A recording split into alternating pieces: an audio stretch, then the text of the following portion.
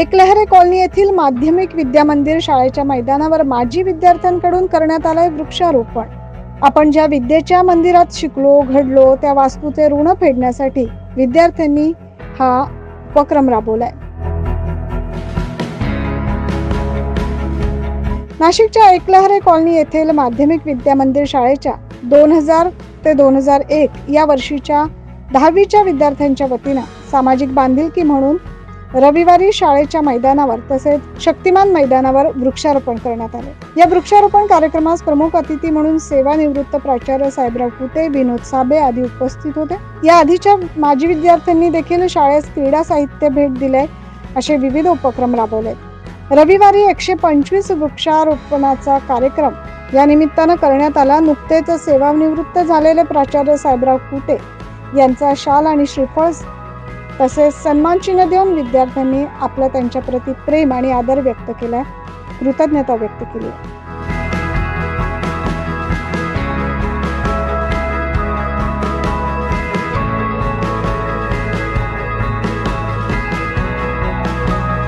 या कार्यक्रमासाठी प्रवीण पवार, अविनाश गायकवाड तसेच योगेश मेतकर, किरण पाटील, NTPS स्पोर्ट्स क्लबचे खेळाडू यांचे सहकार्य मिळाले। यावेळी कार्यक्रम यशस्वी करण्यासाठी मनोज म्हस्के, प्रशांत लोळगे, विजय डांचे, महेश राणे, अविनाश जाधव, सचिन बोराडे, किरण सोनार, संतोष सरकटे, बंडू जमदडे, मंगेश काकड, जयंत जगताप, महिला प्रतिनिधी सुप्रिया काकड, वंदना बारमाटे, बेबी जमदाडे आदींनी परिश्रम घेतले। माझ्याकडे मनोज म्हस्के तसेच सागर भाऊ आणि बरेचसे तुमचे सगळे मित्र पहिल्यांदा मला जेव्हा भेटायला शाळेमध्ये आले, म्हणजे माझ्या कामाची जी सुरुवात आहे, मला जी कामाला प्रेरणा देणार आहे ती खरी तुमची बॅच आहे। आणि इथं आल्यानंतर या गरीब मुलांना खेळायला सुद्धा साहित्य नव्हतं, हँडबॉल नाही, फुटबॉल नाही, काही क्रिकेटचं साहित्य नाही।